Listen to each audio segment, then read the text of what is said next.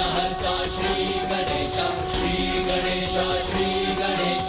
प्रभु, जिस प्रकार आपके चरण धूलि का स्पर्श होते ही एक शिला देवी अहिल्या श्राप मुक्त होकर अपने मूल रूप में आ गई थी, उसी प्रकार आपकी चरण धूलि का स्पर्श होते ही मेरी नौका ना बदल जाए। यदि ऐसा हुआ प्रभु, तो मेरे परिवार की जीविका का साधन ही नहीं रहेगा। अतः हे प्रभु, मैं आपको अपनी नौका में नहीं ले जा सकता, इसलिए प्रभु मुझे आपके चरण धोने की अनुमति दीजिए।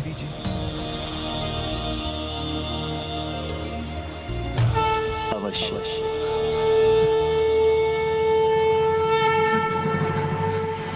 आइए आइए प्रभु, आइए।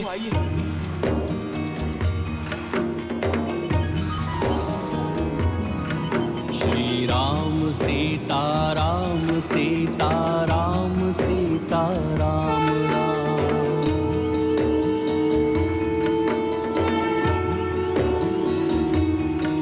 श्री राम सीता राम, सीता राम, सीता राम राम।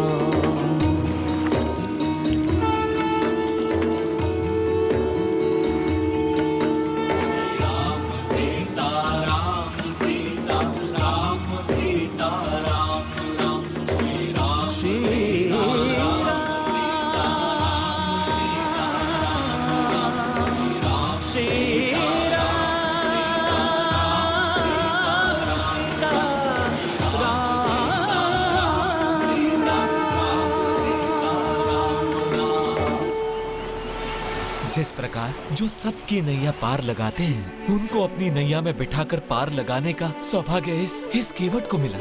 और ये सब प्रभु सत्यनारायण के व्रत और पूजा का ही परिणाम था, जो मेरे लोक और परलोक दोनों सुधर गए। प्रभु श्री राम के पांव पखारने के पुण्य के कारण मुझे सदा सदा के लिए वैकुंठ में रहने का सौभाग्य प्राप्त हुआ। बोलो प्रभु सत्यनारायण भगवान की जय। बोलो प्रभु सत्यनारायण भगवान की जय। महाराज भी धर्म पथ पर अडिग थे। उन्होंने हरे भरे वृक्ष को कभी नहीं काटा। फिर भले ही अपने इस आदर्श के कारण उन्हें भूख, दुख और कमी का सामना क्यों न करना पड़ा हो।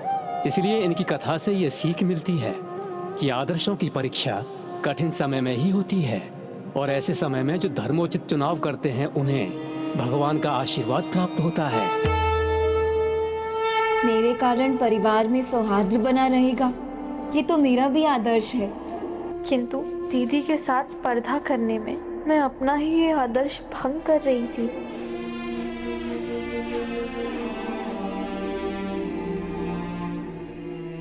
इति श्री रेवा खंडे श्री सत्यनारायण व्रत कथा नाम द्वितीय अध्याय समाप्त।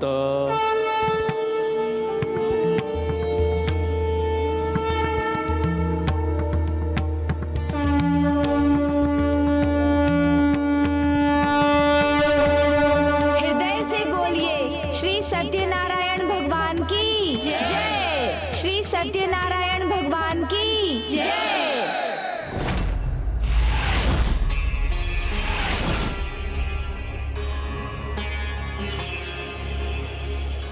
ये पहर तो ढलने की ओर है। अब तक तो आधी पूजा भी समाप्त हो चुकी होगी। अभी भी यहाँ कोई नहीं आया मुझे निमंत्रण देने के लिए।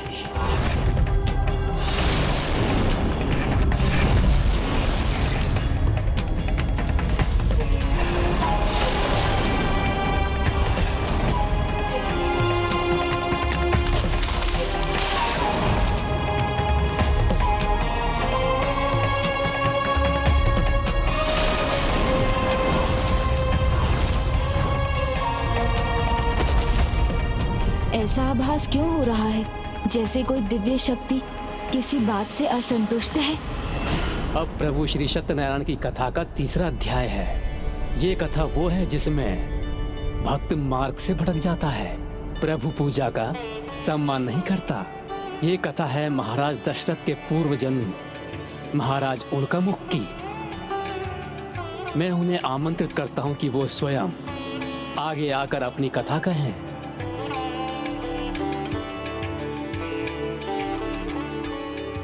प्रणाम प्रभु। मैं पूर्व जन्म में राजा उल्कामुख था। प्रभु, सत्यनारायण में मेरा अटूट विश्वास था। जब से मुझे उनके व्रत और कथा का ज्ञान प्राप्त हुआ, मैं पूर्ण श्रद्धा और भक्ति से प्रभु का व्रत करने लगा। प्रभु के प्रति मेरी भक्ति इतनी अडिग थी कि मैं भक्त से अधिक उनके लिए उनके परिवार का सदस्य बनना चाहता था। इसलिए प्रभु, श्री सत्यनारायण व्रत और कथा दोनों मेरे जीवन के अभिन्न भाग थे।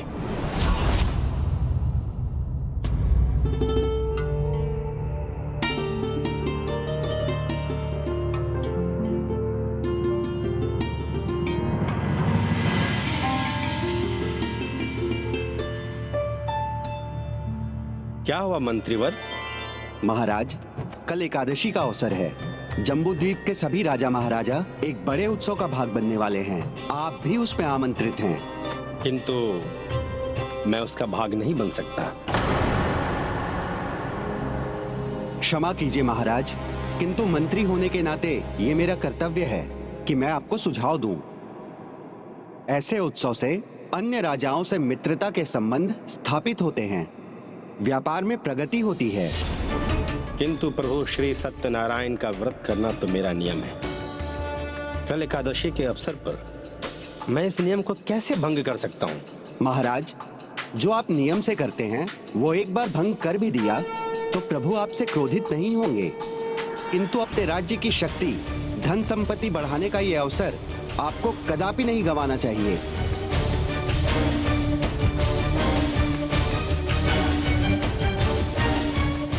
प्रभु की पूजा का महत्व सबसे बढ़कर है। धन संपत्ति मेरे संकल्प से अधिक महत्वपूर्ण नहीं है मंत्रीवर। एक छोटे से अवसर के लिए प्रभु भक्ति का नियम भंग नहीं हो सकता है। और सदैव स्मरण रखिए, राजा महाराजा कोई भी हो, उनकी मित्रता नहीं अपितु मेरी और मेरे राज्य की समृद्धि का एक ही कारण है, प्रभु श्री सत्यनारायण व्रत और कथा।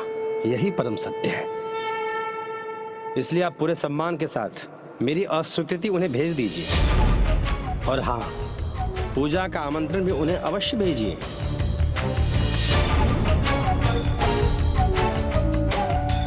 हरिओम नारायण हरि। सदा के समान उस दिन भी मैंने प्रभु श्री सत्यनारायण का व्रत किया।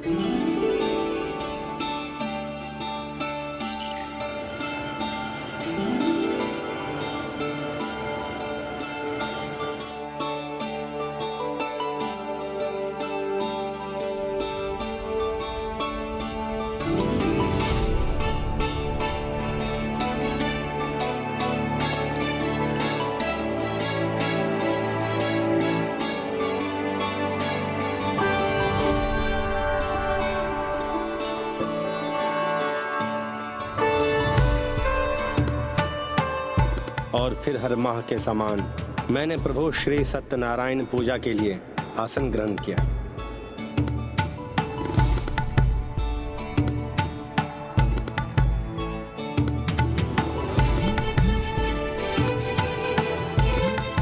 और तभी एक दिन मैं महाराज उल्कामुख के राज्य में पहुंचा।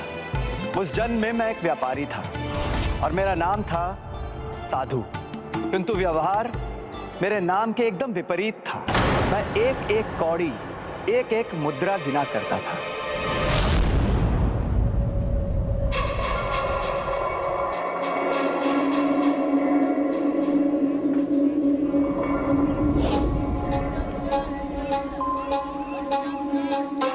अद्भुत, अद्भुत। इस राज्य में तो सबके सब, सारी प्रजा समृद्ध है। बहुमूल्य वस्त्र, आभूषण, दरिद्रता तो लेश मात्र भी नहीं। स्वामी, हाँ, नियत स्थान पर पहुंच गए।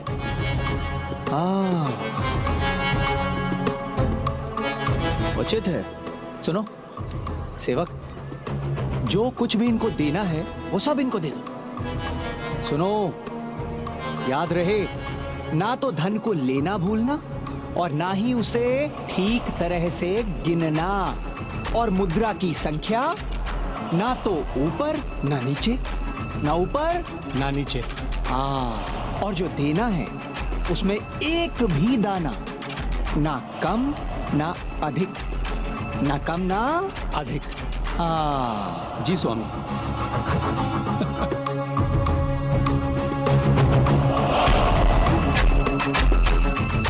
अद्भुत है ये राज्य। जब भी यहाँ आता हूँ यहाँ की समृद्धि को और अधिक बढ़ा हुआ पाता हूँ। निश्चित ही हमें अपने व्यापार को यहाँ और अधिक बढ़ाना चाहिए। स्वामी, हाँ, जैसा आपने कहा था बिल्कुल वैसा ही किया। बहुत बढ़िया। विक्रय सामग्री उचित मात्रा में तो थी ना? हाँ स्वामी, बस 1.25 सेर ही अधिक था।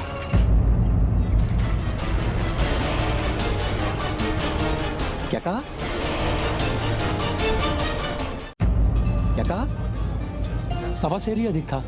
1.25 सेर अधिक था और तुमने उसे ऐसे ही जाने दिया? जाओ जाकर लेकर आओ। किंतु स्वामी, उससे वापस लेना उचित होगा क्या? मनोभर की सामग्री में यदि 1.25 सेर अधिक ही है तो 1.25 सेर ही नहीं, 1.25 सेर अधिक दे दिया तुमने उसे।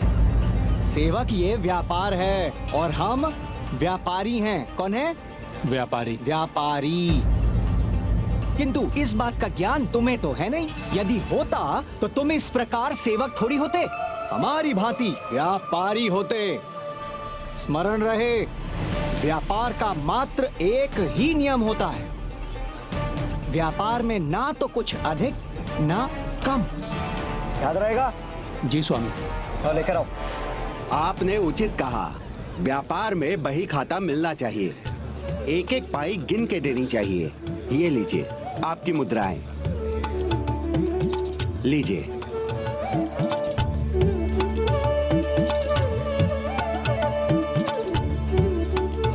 अद्भुत, अद्भुत, विचित्र है आपका राज्य। आपके राज्य में आकर व्यापार करने का आनंद ही कुछ और आता है। ना तो कोई भी व्यक्ति यहाँ मोल भाव करता है और ना ही धन देने में आनाकानी। एक बात बताइए, आप लोगों की समृद्धि का रहस्य क्या है? चलो चलो, महाराज ने बुलाया है। चलो चलो चलो। ये अचानक क्या हो रहा है? अभी तो आधा दिवस बाकी है और लोग अभी से अपना व्यापार क्यों बंद कर रहे हैं? कि सब लोग एक ही दिशा में कहां चले जा रहे हैं? अरे आप कहां जा रहे हैं? आप भी चलिए हमारे साथ। आपके सभी प्रश्नों के उत्तर मिल जाएंगे वहां पर। चलिए। फिर तो हमें अवश्य ही देखना होगा। सेवक चलो। किंतु स्वामी, अभी हमें दूसरे नगर भी तो जाना है। अरे मूर्ख, हम व्यापारी हैं और हम केवल उसी नगर में और उसी दिशा में जाते हैं जहां हमें हमारा लाभ दिखाई देता है। और इस समय हमारा लाभ केवल उसी दिशा में। चलो। बोलिए श्री सत्यनारायण भगवान की जय। बोलिए श्री सत्यनारायण भगवान की जय। बोलिए श्री सत्यनारायण भगवान की जय। बोलिए श्री सत्यनारायण भगवान की जय। ये तो राजा है, किंतु ये साधारण वस्त्रों में। ऐसा प्रतीत हो रहा है ये कुछ बांट रहे हैं। बोलिए श्री सत्यनारायण भगवान की। कहीं धन तो नहीं? स्वामी, यहाँ आ गए, सब कुछ देख लिया, कुछ भी विशेष नहीं है, फिर भी पंक्ति में लग गए। अब देर नहीं हो रही है क्या? अरे मूर्ख, वो देखो। जीवन में जब भी बिना मोल दिए कुछ मिल रहा हो तो उसे चुपचाप समेट लेना चाहिए। हो सकता है कि ये राजा जो प्रजा को बांट रहे हैं इसी में समृद्धि का रहस्य छुपा हो।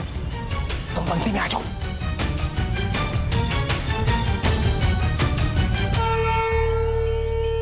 बोलिए सत्यनारायण भगवान की जय। बोलिए श्री सत्यनारायण भगवान की जय।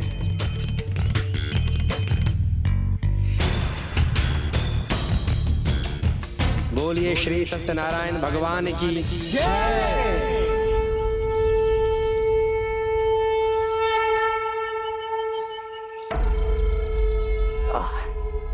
क्षमा कीजिए महाराज, यदि आपकी आज्ञा हो तो एक प्रश्न पूछ सकता हूँ आपसे? अवश्य। धन्यवाद महाराज। आप इतने बड़े राजा हैं, आपके राज्य में आपकी प्रजा अत्यंत समृद्ध है। महाराज, एक राजा का समय बहुमूल्य होता है। मेरा ऐसा मानना है कि ये प्रसाद बांटने का कार्य तो आपके स्थान पर कोई अन्य व्यक्ति भी कर सकता था, तो आप अपना वो बहुमूल्य समय ये प्रसाद वितरण करने में व्यर्थ गंवा रहे हैं।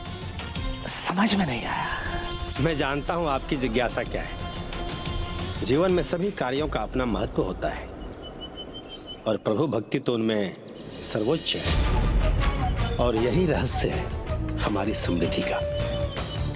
आप भी कीजिए और स्वयं परख लीजिए।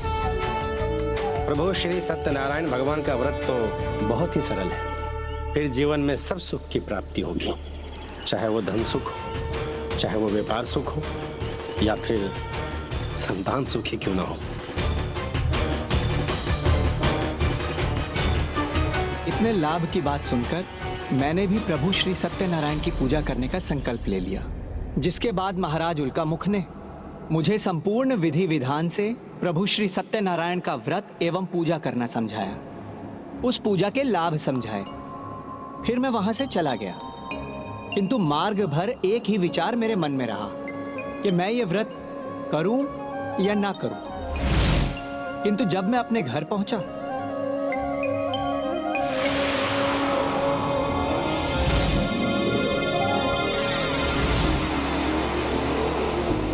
स्वामी, आप आ गए? आप थके होंगे, आप आसन ग्रहण कीजिए, मैं आपके लिए पूरी और खीर बना देती हूँ। नहीं नहीं देवी, पूरी और खीर की क्या आवश्यकता है? हमें तो आपके हाथ का बनाया हुआ साधारण भोजन भी उतना ही प्रिय है, दाल एवं भात। और वैसे भी खीर पूरी में तो कितना कुछ अधिक व्यय हो जाता है। ऐसे पकवान तो मात्र त्योहार पर ही भाते हैं। व्यय की चिंता आप क्यों करते हैं स्वामी? प्रभु का दिया तो हमारे पास सब कुछ है। ये क्या कह रही हैं देवी आप? कहाँ है हमारे पास सब कुछ?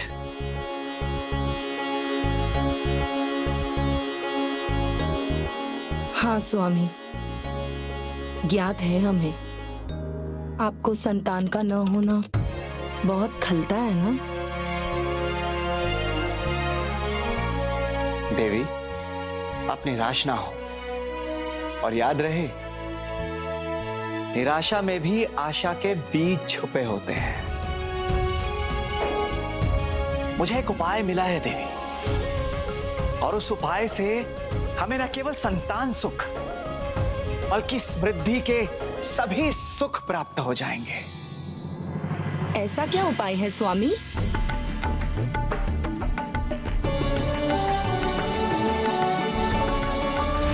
प्रभु श्री सत्यनारायण भगवान का व्रत तो बहुत ही सरल है, फिर जीवन में सब सुख की प्राप्ति होगी, चाहे वो धन सुख हो, चाहे वो व्यापार सुख हो, या फिर संतान सुख ही क्यों ना हो।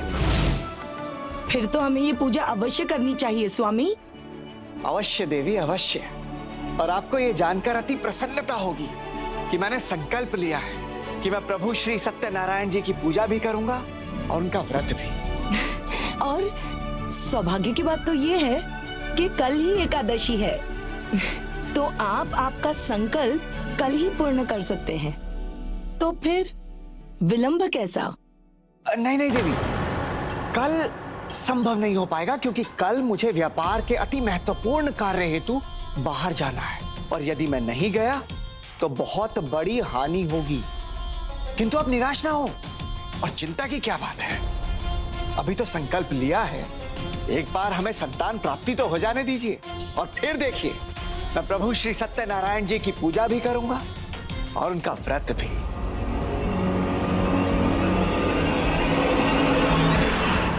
कर्म से पहले फल की कामना करना क्या उचित है स्वामी? भक्त का कर्म है भक्ति करना और फल देना ईश्वर का, परंतु पूजा से पहले ही फल की कामना। विचित्र है ये आपका भक्त। भक्त भले ही विचित्र हो प्रिय, परंतु भगवान विचित्र नहीं हो सकते। उसके संकल्प के साथ ही मैंने उसे अपना भक्त मान लिया था, और भक्त का विश्वास तोड़ना हमारा कार्य नहीं, मैं उसकी इच्छा अवश्य पूर्ण करूंगा। उसे शीघ्र ही संतान का सुख मिलेगा। फिर प्रभु श्री सत्यनारायण की कृपा से मुझ जैसे लालची व्यापारी के जीवन में आगमन हुआ एक पुत्री का। स्वामी, प्रभु ने हमारी पुकार सुन ली, संतान के रूप में हमें पुत्री दी है। अब आप अपना संकल्प पूर्ण कीजिए, प्रभु श्री सत्यनारायण जी की पूजा कीजिए। प्रिय, मैं प्रभु श्री सत्यनारायण जी की पूजा कर तो लूं, किंतु मेरे विचार में कार्य को पीछे छोड़कर प्रभु की पूजा आराधना करने में भला कैसे बुद्धिमानी। पहले ही हमारी पुत्री के जन्म के कारण कई दिनों तक मैं अपने कार्य पर नहीं जा पाया। अब यदि कल भी नहीं गया तो हमारे कार्य में बहुत बड़ी हानि होगी। प्रिय, हमारी पुत्री के नामकरण के पश्चात हम सत्यनारायण की पूजा एवं उनका व्रत अवश्य करेंगे।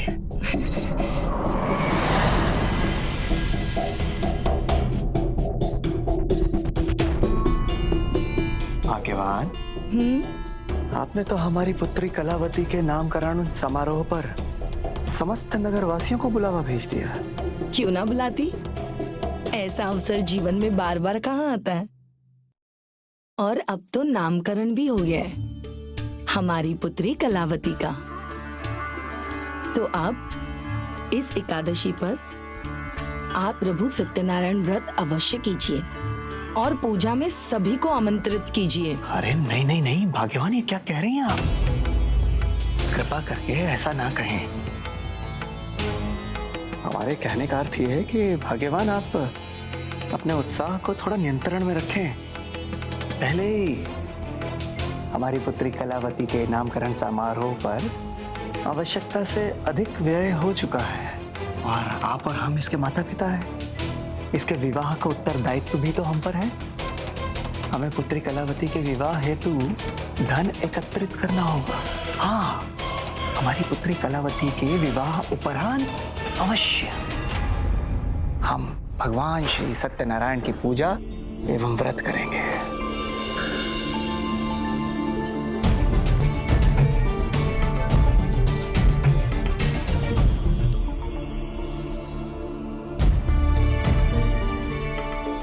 और इसी प्रकार लालच में अपना धन बचाने के लिए मैं प्रभु श्री सत्यनारायण का व्रत टालता गया। मैं अपने शब्दों का मान नहीं रख रहा था, स्वयं अपने ही लिए हुए संकल्प का अपमान कर रहा था, अपने दायित्वों से मुकर रहा था।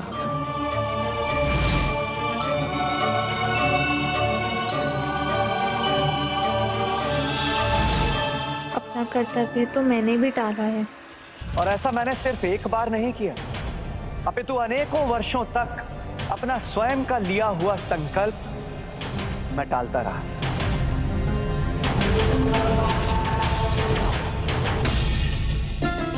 पहले मैं स्वामी की शैया तैयार कर दूं, उसके बाद अवश्य तुम्हें जल दूंगी। साधारण ही सही, किंतु मैंने अपना ही लिया वचन भंग तो किया ही, वो भी मात्र वल्ली से स्पर्धा के कारण। प्रभु श्री सत्यनारायण की कृपा से मेरी पुत्री का विवाह हुआ। मुझे एक योग्य जमाई मिला। मेरा जमाई मेरे व्यापार में मेरी सहायता करता था। फिर एक बृहस्पतिवार को मैंने अपनी पत्नी के स्मरण कराने पर सत्यनारायण व्रत करने का निश्चय किया। अंततः स्वामी ने अपना व्रत नहीं टाला, तो मुझे भी उनके आने से पहले ना सारी तैयारियां कर लेनी चाहिए।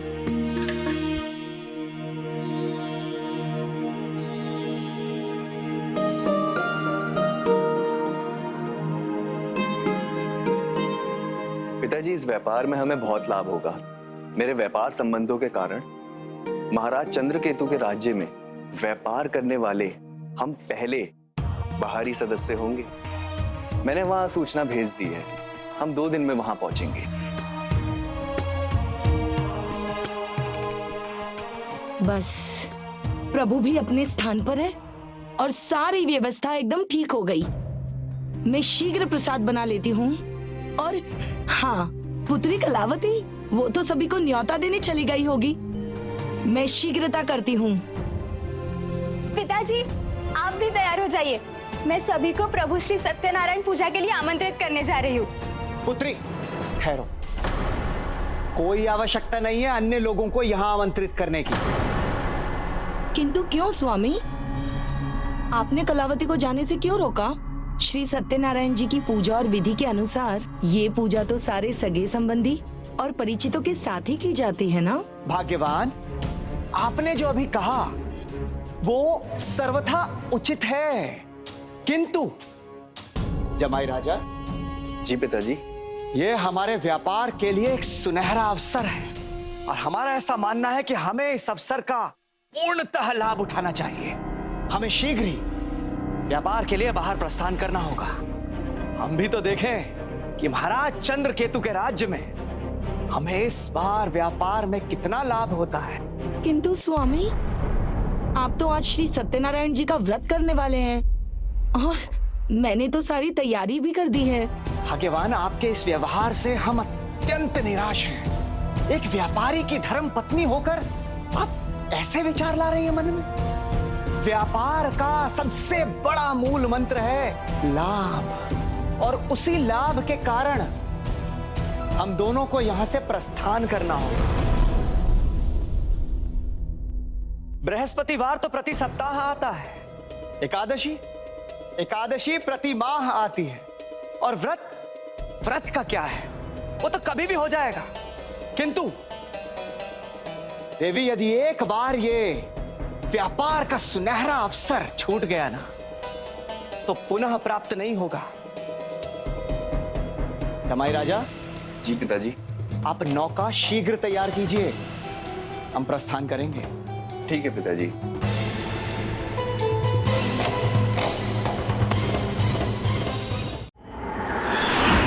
स्वामी, ये साधु बार बार संकल्प लेकर उसे भंग कर देता है। वर्षों से इसका यही आचरण देख रही हूं मैं। जिस प्रकार ये अपने व्यापार में बात बनाकर ग्राहकों को उलझाता है, वही अपने संकल्प के साथ कर रहा है। अपने शब्दों से पीछे हटना देवी सरस्वती का अपमान है, और गृह लक्ष्मी के साथ अपमानजनक शब्दों का प्रयोग करना स्वयं आपका अर्थात देवी लक्ष्मी का अपमान है।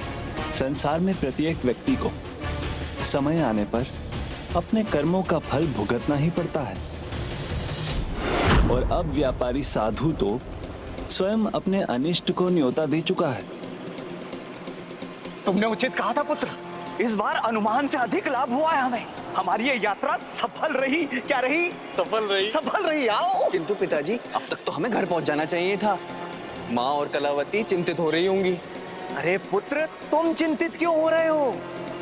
ये व्यापार है। क्या है? व्यापार। और व्यापार में देर सवेर होता रहता है। अब यदि इस बात का ज्ञान उन दोनों को होता, तब तो जाके कहीं वे दोनों समझती, लेकिन दोनों की दोनों ना समझ है। जब देखो एक ही रट लगाए रहती है, सत्यनारायण पूजा की और सत्यनारायण कथा की। अब तुम स्वयं देख रहे हो कि व्यापार आदि कार्यों में पूजा पाठ आदि का समय मिलता ही कहाँ है भला। और व्यापार में मुनाफा ही सर्वोपरि है। क्या है? मुनाफा ही सर्वोपरि है। हाथ लगाओ। आओ पुत्र।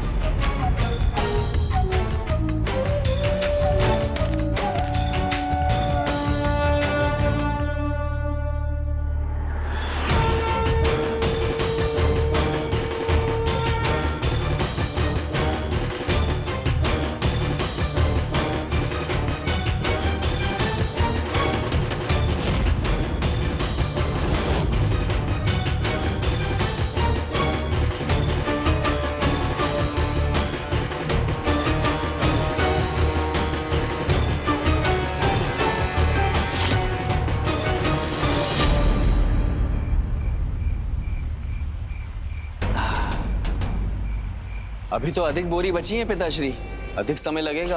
अरे थोड़ा ही है पुत्र, अधिक समय नहीं लगेगा। आओ।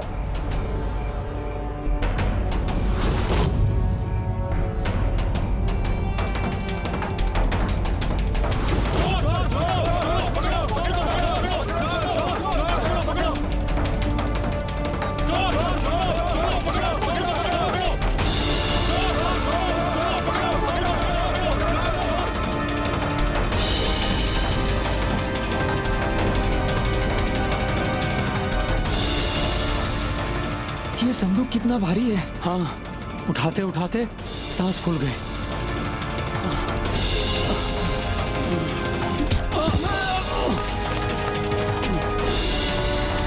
वो देखो, वो रहा। पकड़ो उसे, भाग न पाए। पकड़ो। संदूक छोड़ो, भाग चलो, अन्यथा पकड़े जाएंगे।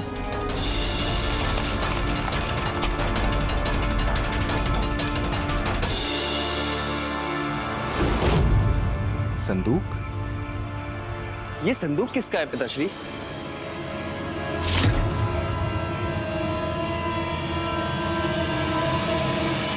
हे पुत्र, इस स्थान पर हमारे अतिरिक्त अन्य और कोई तो है नहीं। ये पेटी भी हमारी ही होगी, और किसकी होगी? आओ।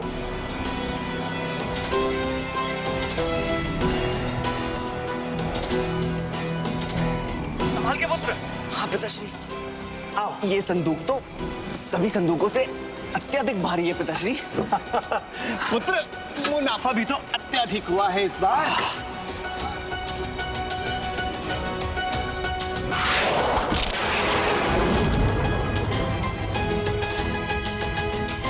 पकड़े गए चोर, ले चलो इन्हें महाराज के पास।